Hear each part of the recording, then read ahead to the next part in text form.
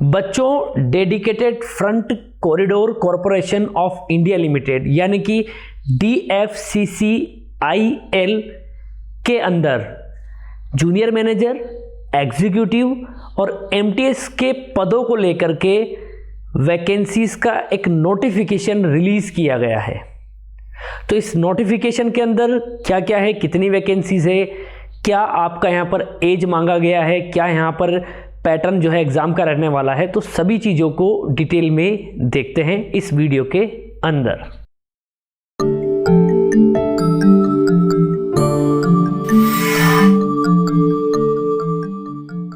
So hello my dear students, welcome you at Nimbus Learning powered by Engineers academy.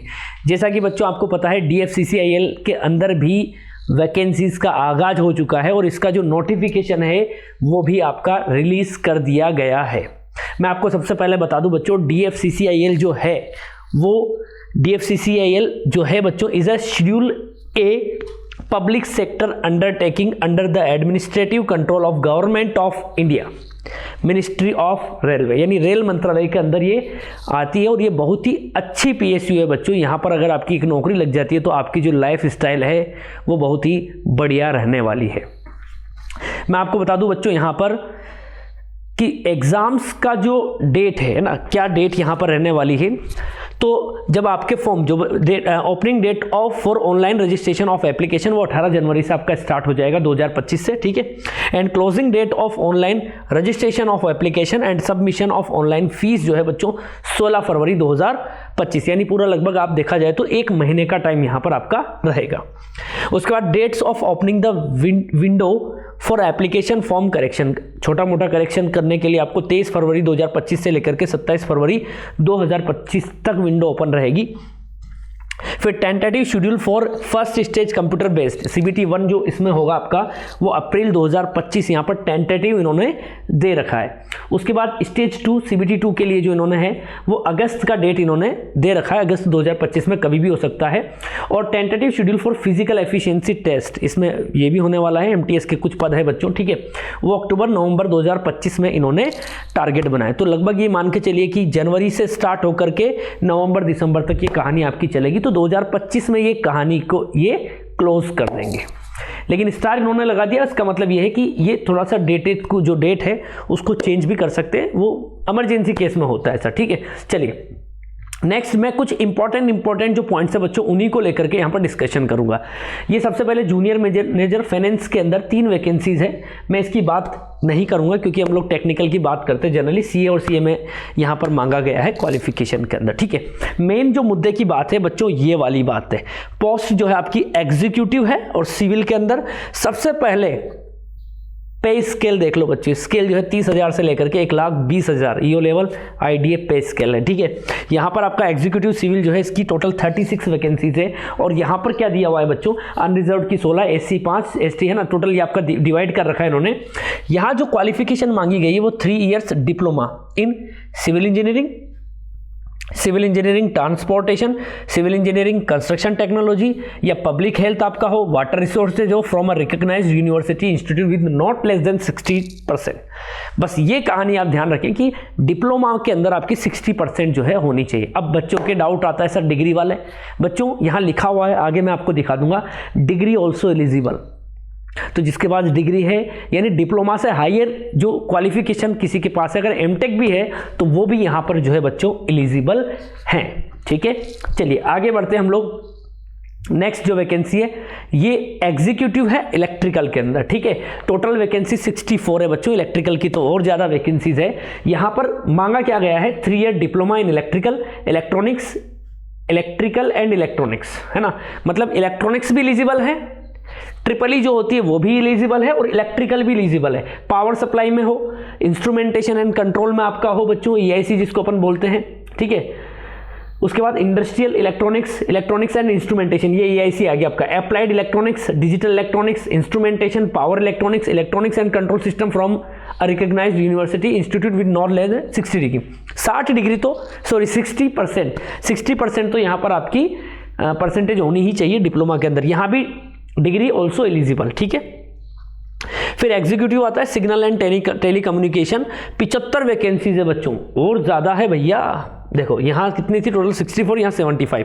3 year diploma in electrical and electronics and communication triple आ गया, EC आ गया, electronics and telecommunication, electronics and instrumentation, electronics and computer, electronics and control system, power electronics, electrical and communication, rail system and communication, electrical भी eligible है बच्चों, electronics, microelectronics, telecommunication हो गया, instrumentation हो गया, instrumentation and control, instrumentation and technology, information technology, information and communication technology, information science and technology, computer science and engineering, computer science, computer engineering, microprocessor from a recognised university institute with not less than 60% degree, यहाँ भी eligible है बच्चों।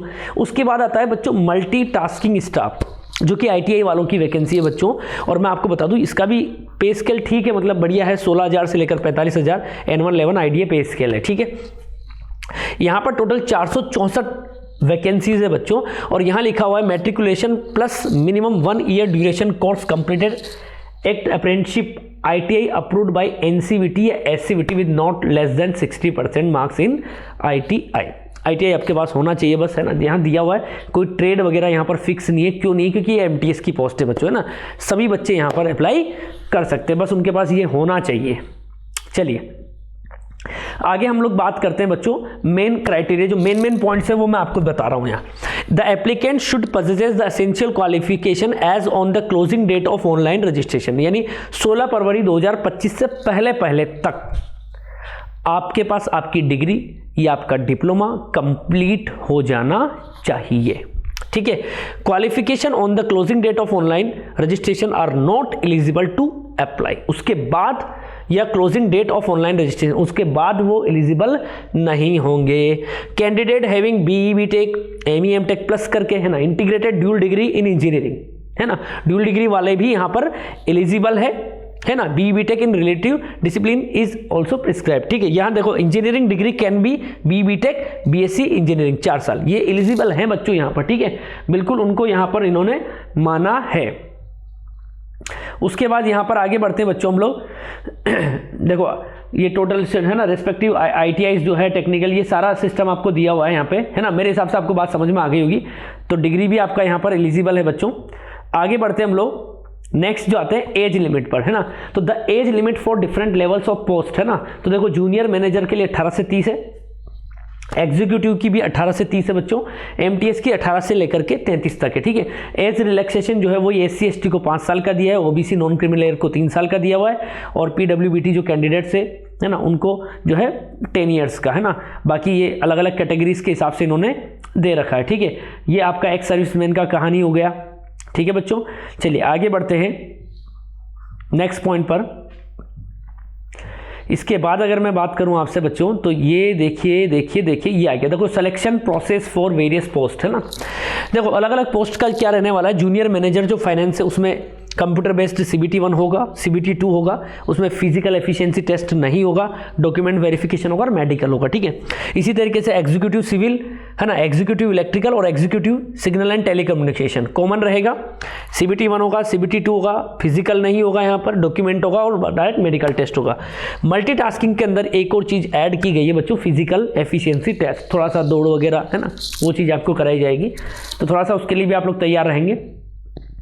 उसके बाद यहां पर दिया है स्कीम ऑफ एग्जामिनेशन, CBT 1 के बारे में दिया है कि देयर शिल बी 2 स्टेज, CBT 1 और CBT 2 है ना, दे रखा है इन्होंने, सभी पोस्ट के लिए रहेगा, है ना, with educational standard prescribed post, है ना, दोनों मतलब दे। नेगेटिव मार्किंग रहेगी आपकी। CBT 1 स्क्रीनिंग नेचर का होगा, है ना। स्क्रीनिंग नेचर का मतलब होता है कि उसका नंबर नहीं जोड़ा जाता है, केवल CBT 2 के ही नंबर आपके जोड़े जाते हैं, जैसे रेलवे में होता है, ठीक है। फिर द स्कोर नॉर्मलाइज्ड, है ना, वो CBT 2 के लिए आएंगे, है ना।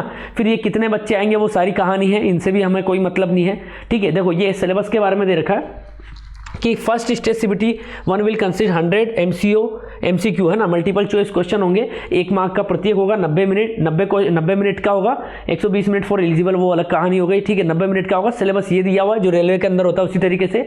Mathematics, general awareness, general science, logical reasoning और नॉलेज अबाउट रेलवे या DFCCIL, ठीक है। फिर उसी तरीके से सेकेंड आपका होगा जिसमें दे रखा है सारा यहाँ पर, ठीक है, वो तो बात की बात है बच्चों, ठीक है। तो इस चीज़ को आप लोग ध्यान रखना। और ये फिजिकल एफिशिएंसी टेस्ट के बारे में दे रखा है है ना। तो ये तो बाद में आप लोग देख ही लेना, कोई दिक्कत नहीं है। इतना वजन उठाना है, उतना फेंकना है, इतना दूर चलना है ना, कोई बात नहीं। तो मेरे हिसाब से आपको कहानी पूरी समझ में आ गई होगी, है ना। ये पूरा नोटिफिकेशन था, है ना। और एप्लीकेशन फ़ीस मैं आपको बता देता हूँ कि जूनियर मैनेजर और एग्जीक्यूटिव के लिए जो है अनरिजर्व ओबीसी नॉन के लिए EWS के लिए 1000 रुपये हैं और MTS के लिए जो है 500 रुपये है बच्चों, ठीक है।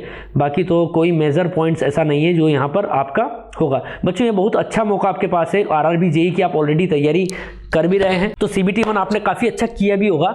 तो अभी अगर RRB JEE में मान लो नहीं बैठ पा रहा है तो अभी मौका है ना। और मौके पे जो चौका मार दे वही जो है मामला बैठता है, ठीक है। तो मेरे हिसाब से आपको बात समझ में आ गई होगी बच्चों। तो आप लोग अपनी तैयारी को कंटिन्यू करते रहिए, फॉर्म जितने निकले उतने सारे भरते रहिए, क्योंकि हो सकता है आपका वहाँ नहीं हो तो यहाँ हो जाए, और हो सकता है कि दोनों जगह भी हो जाए। तो बने रहिए बच्चों निम्बस लर्निंग के साथ और करते रहिए अपने फ्यूचर की तैयारी। All the best. If you really like the video, please hit the like button, share the video, subscribe to our YouTube channel and press the bell icon for the latest updates. Thank you.